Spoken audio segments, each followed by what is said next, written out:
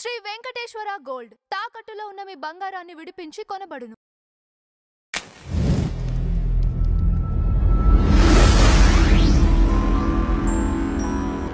అఖండ తాండవం చూసారా? చూశాను. సో మరి ఈ టైంలో బాలయ్య బాబు లాంటి వ్యక్తి అంటే ఈ కథలను ఎంచుకోవటం, ఇలాంటి కథలను ఎంచుకోవటం, పైగా కార్తీక మాసంలో అది చాలా బజ్ వచ్చింది. అవును. ఎలా అనిపిస్తుంది మీకు? సంతోషంగా ఉందండి. ఎందుకంటే సినిమా అనే దాని మీద మేము పెద్దగా నమ్మకం పెట్టుకున్న వాళ్ళం కాదు. సినిమాని ఒక వినోద మాధ్యమంగా, అంటే ప్రతి వ్యక్తికి అందుబాటులో ఉండే ఒక అత్యంత సులభతరమైన వినోద మాధ్యమంగా మేము చూస్తాం. ఖచ్చితంగా. ఇక్కడ అడగడానికి ఒక రీజన్ ఉందండి. ఇప్పుడు మనకి ఆయన బోయపాటి గారు కూడా ఒక మాట చెప్పారు. ఇప్పుడు మనకు రామాయణం, మహాభారతం వీటన్నిటిని ఏ అయితే ఈ పవిత్ర గ్రంథాలు ఉన్నాయో ఆ బేసు కొంచెం కమర్షియల్ వాటిల్లో చెప్తే ఇంకా ఆడియన్కి దగ్గర అవుద్ది. అవును, ఖచ్చితంగా. అనే దృష్టితో మేము ఇది చేస్తున్నాం. కమర్షియల్ చేయటమే కాదు, భక్తి కూడా వాళ్ళకి ఖచ్చితంగా చేయాలని చెప్పేసి వాళ్ళు. సినిమా అనేది అత్యంత సులభతరమైన ఒక వినోద మాధ్యమం అండి. ప్రతి ఒక్కళ్ళకి అందుబాటులో ఉంది. అండ్ ఈ సినిమా ప్రతి వాళ్ళని ఇన్ఫ్లుయెన్స్ కూడా చేస్తుంది. అంటే నిన్న మొన్న ఒక దరిద్రపు గుట్టు సినిమా ఒకటి వచ్చింది, గర్ల్ ఫ్రెండ్ అంట. అమ్మాయి ఎవరో స్టేజ్ మీద ఎక్కేసి ఆ సినిమా చూసిన తర్వాత నేను ఫ్రీడమ్ తెచ్చుకున్నాను, నా చున్నీ తీసేస్తున్నాను అంది. అంటే సినిమా చూసాక నేర్చుకుంది. సినిమా చూసి చండాలని నేర్చుకున్నప్పుడు సినిమా చూసి మంచిని కూడా నేర్చుకుంటారుగా. కానీ ఆ మంచిని చెప్పే ప్రయత్నం ఎవరైనా చేస్తున్నారా? చాలా తక్కువ మంది చేశారు. అటువంటి ప్రయత్నంలో అఖండ ఒకటి వచ్చింది, సంతోషించాం. అఖండ తర్వాత కాశ్మీర్ ఫైల్స్ కావచ్చు, లేకపోతే లవ్ జిహాద్ గురించి అందరికీ అర్థమయ్యేలాగా కేరళ స్టోరీ వచ్చింది, తర్వాత కార్తికేయ 2 వచ్చింది. ఇట్లాంటి సినిమాలు చాలా వస్తుంది. ఇదే వరవల్లో అఖండ 2 అని చెప్పేసి మళ్ళీ తీస్తూ అఖండ తాండవం అని చెప్పేసి పెట్టారు. దాన్ని కూడా మేము ఖచ్చితంగా స్వాగతిస్తున్నాం. అయితే సినిమా చూసిన తర్వాత దాని మీద ఫుల్ ప్లెజ్డ్గా మేము రెస్పాండ్ అవ్వడం జరుగుతుంది. ఎందుకంటే ముందే బాజాలు కొట్టిన తర్వాత సినిమాలో ఏమైనా తేడా కొట్టే అంశాలు ఉన్నాయి అనుకోండి, అప్పుడు మళ్ళీ పిసుకున్న ఉపయోగం లేదు. కాబట్టి అఖండ 1 అదిరిపోయింది సినిమా. అఖండ 2 కూడా అదే స్థాయిలో ఉంటుందనే ఎక్స్పెక్ట్ చేస్తున్నాం, ఉండాలనే కోరుకుంటున్నాము. కాకపోతే సినిమాకి సంబంధించి ఫుల్ ప్లెజ్డ్గా అయితే సినిమా రిలీజ్ అయిన తర్వాత మరింత వివరంగా మాట్లాడతాం. అంటే ఇక్కడ బోయపాటి గారు లింక్ పెట్టారు. అటు ఆయన మహాభారతం చెప్పిన కాన్సెప్ట్ చాలా మంచి కాన్సెప్ట్ అండి నిజంగా. ఎందుకంటే యువత ఈ సినిమాల ద్వారా ఎక్కువ తొందరగా నేర్చుకుంటారు. కరెక్ట్. అండ్ సినిమా అనేది వాళ్ళు నేర్చుకోకపోయినా ఫస్ట్ దాని మీద ఒక విషయాన్ని వాళ్ళ బ్రెయిన్లోకి అయితే తీసుకెళ్తారు. కాబట్టి ఇటువంటి సినిమా మాధ్యమంగా ధర్మం గురించి చెప్పడం అనేది ఖచ్చితంగా స్వాగతించే అంశం. 1000% స్వాగతిస్తున్నాను దాన్ని. ఇదే ఇలానే మహేష్ బాబు వారణాసి విషయానికి వస్తే ఇప్పుడు అక్కడ టైటిలే చూడండి, వారణాసి. అక్కడ టైటిల్ నుంచే వాళ్ళు ఒక పాజిటివ్ వైబ్లో ఉన్నారు ఆ సినిమాకి సంబంధించి. అయితే రాజమౌళి గారు ఒక స్టేట్మెంట్ ఇచ్చారు. అక్కడ ఈ క్యారెక్టర్ ఏదైతే ఉందో, ఈయన శ్రీరాముడిగా నేను అది చూసినప్పుడు స్టన్ అయిపోయాను.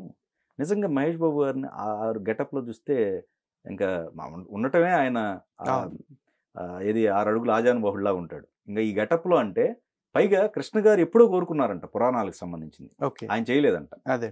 సో ఈ టైంలో ఇప్పుడు మీరు అది చూసిన తర్వాత ఏది ఆ నందీశ్వరుడు మీద చూశారు కదా మీరు, అదంతా కూడా సో ఎలా అనిపించింది మీకు?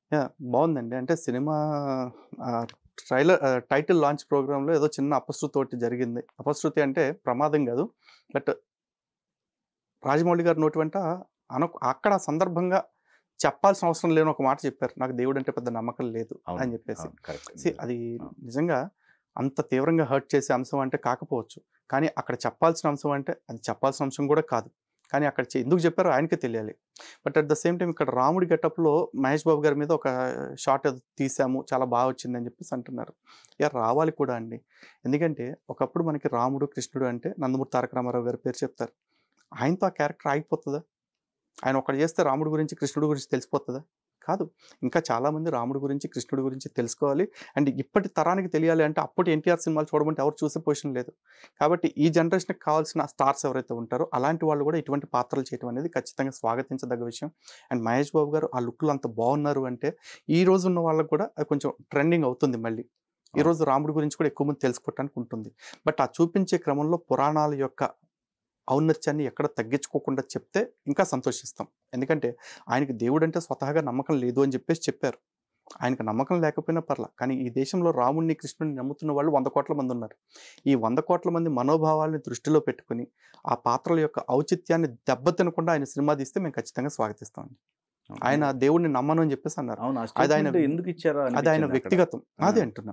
ఈ ఉమ్. దేశంలో దేవుడిని నమ్మేవాడు తన నమ్మకాన్ని ఎంత స్వేచ్ఛగా ప్రకటించుకోవచ్చు ఆర్టికల్ 25 ప్రకారం. ఆ, నమ్మని వాడు కూడా నాకు నమ్మకం లేదు అని ప్రకటించుకోవచ్చు. అదేం తప్పు కాదు. రైట్. కానీ ఈయన నేను ఆధ్యాత్మిక సినిమా తీశాను అని చెప్తున్న క్రమంలో వాళ్ళ తండ్రి గారిని వాళ్ళ భార్య గారిని భక్తులుగా చెప్తూనే నేను నమ్మట్లేదు అని చెప్పేసి అన్నారు. ఆయన నమ్మకపోవటానికి కూడా ఆయనకు ఖచ్చితంగా స్వేచ్ఛ ఉంది. కానీ అక్కడ చెప్పటానికి సందర్భం లేదు, అవసరం లేదు. అలాంటి మాటలు తగ్గించుకుంటే బాగుంటుంది. కారణం ఏంటంటే రాజమౌళి గారు ఒక పెద్ద స్థాయిలోకి వెళ్ళిపోయిన వ్యక్తి, సమాజంలో చాలామందిని ఇన్ఫ్లుయెన్స్ చేయగలిగిన వ్యక్తి ఆయన. అలాంటి వాళ్ళు రాగద్వేషాలకి లేకపోతే అప్పటి ఎమోషన్స్కి తగ్గట్టు బిహేవ్ చేయకూడదు. అవును, ఇక్కడ నిజమే.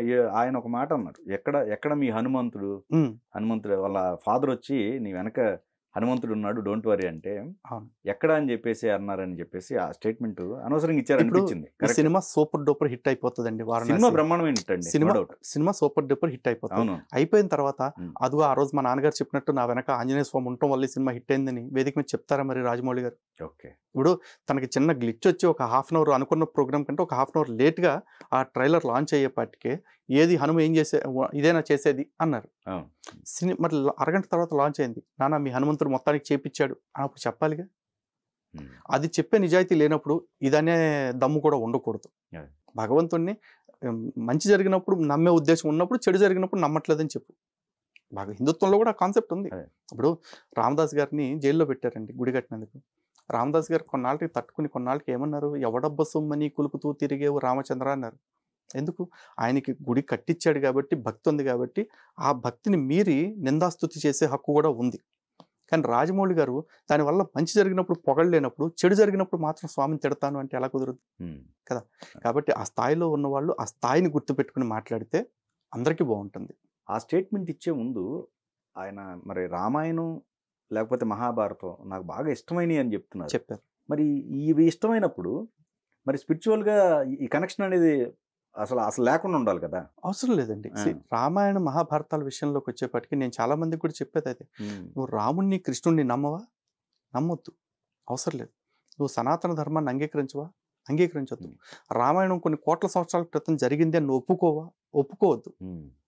కానీ రాముడు చెప్పిన విలువలు ఏవైతే ఉన్నాయో, ఏకపత్ని వ్రత్యం కావచ్చు, పితృవాక్ పరిపాలన కావచ్చు, పెద్దవాళ్ళని గౌరవించడం కావచ్చు, అధర్మంగా బతకపోవటం కావచ్చు, ధర్మం కోసం ఎంతకైనా తెగించడం కావచ్చు, ఇవన్నీ మంచి విషయాలే. అవి నేర్చుకో. అలాగే కృష్ణుడి విషయంకి వచ్చేప్పటికి కూడా చూడండి, ధర్మాన్ని గెలిపించడం కోసం ఎంత దూరమైనా వెళ్తాను, ఏవైనా చేస్తాను అనే ఒక లక్షణం కృష్ణుడిలో కనపడుతుంది. ఆ లక్షణం నేర్చుకో. ఎండ్ ఆఫ్ ద డే ధర్మం గెలవాలి, ధర్మాన్ని గెలిపించాలి. ఈ రెండింటిని టార్గెట్గా పెట్టుకుని బతకటం నేర్చుకోండి. నువ్వు రాముడిని కృష్ణుడిని నమ్మాల్సిన అవసరం లేదుగా. ఇక్కడ రాజమౌళి గారు చెప్పిన దానిలో ఆ వ్యాఖ్యతను నేనేం తప్పుగా తీసుకోవట్లేదు. రాముడిని కృష్ణుడిని నమ్మకపోయినంత మాత్రం నా రామాయణాన్ని మహాభారతాన్ని గౌరవించకూడదు అని ఏం లేదు. 100% గౌరవించదు. ఓకే. అలాంటి వ్యక్తులు చాలా మంది కూడా ఉన్నారు ఇన్ఫాక్ట్. సో ఏదైనా అపశృతే అక్కడ ఆయన మాట్లాడిన ఆ వ్యాఖ్య కొంచెం అవాంఛనీయం అండి. దాన్ని అనకుండా ఉంటే బాగుండేది. ఎందుకంటే అంత పెద్ద ఫంక్షన్ చేస్తున్నారు, అంత మంచి సినిమా తీసామని చెప్తున్నారు. అంత మంచి సినిమాని తీసినప్పుడు అంతే మంచిగా ప్రేక్షకులను కూడా గౌరవించి, ప్రేక్షకుల మనోభావాలను కూడా గౌరవించి ఉంటే బాగుండేది కదా. మీ వ్యక్తిగతంగా మీకు దేవుడు అంటే విశ్వాసం లేదా? అసలు ఈ సినిమానే తీయకుండా ఉండాల్సింది. ఏ జేమ్స్ బాండ్ సినిమాను అన్నారు, అదే తీసుకోవాల్సింది. అదే నేను ఎందుకు ముందు అడిగింది. మరి అప్పుడు ఆ కనెక్షన్ ఆ సినిమాలు తీసుకోవాలి. అట్లాంటి సినిమాని తీసుకోవచ్చు కదా. మీకు నమ్మకం లేదన్నప్పుడు మిమ్మల్ని బలవంతంగా తీయమని లేదుగా. ఆఫ్టర్ ఆల్ సినిమా అనేది ఒక బిజినెస్ మాడ్యూల్ అండి. ఎంత పౌరాణిక సినిమా తీసినా, ఎంత దేశభక్తి సినిమా తీసినా ఎవరు కూడా నేను ఇది ప్రజల కోసం తీసాను ఫ్రీగా చూడండి అనేవాళ్ళు ఎవరు లేరు. ఒక దేశభక్తుడి సినిమా తీసినా లేదా పౌరాణిక సినిమా తీసినా దానివల్ల ఎంతో కొంత డబ్బులు తన డబ్బులు తనకు రిటర్న్ రావాలని చూస్తారు. అంటే ఇది వ్యాపారాత్మకమైందే కదా. ఈ వ్యాపారం కోసం మీరు పురాణాలను వాడుకుంటున్నారు, దేశాన్ని, ధర్మాన్ని అన్నిటిని వాడుకుంటున్నారు. మళ్ళీ స్టేజ్ మీదకి వచ్చేపాటికి వీటికి వ్యతిరేకంగా మాట్లాడటం ఎంతవరకు కరెక్ట్? బట్ రాజమౌళి గారు అంటే నాకు ఒక రెస్పెక్ట్ ఉంది. ఇప్పటి వరకు ఆయన 10-12 సినిమాలు తీశారు కదా. ఏ సినిమాలోనూ కూడా, ఎందుకంటే ఆల్మోస్ట్ అన్ని సినిమాలు ఆయన నేను చూశాను, ఓటీటీలోనో కొన్ని డైరెక్ట్ థియేటర్స్లోనో. ఏ సినిమాలోనూ కూడా ప్రత్యక్షంగా లేదా పరోక్షంగా కూడా సినిమాలో ఎక్కడ కూడా హిందుత్వాన్ని ఉద్దేశపూర్వకంగా కించపరిచినట్టు నాకైతే అనిపించలే. ఆ ఒక్క ఎగ్జంప్షన్ తోటి నేను రాజమౌళి గారి మీద కఠినమైన వ్యాఖ్యలు చేయలేకపోతాను.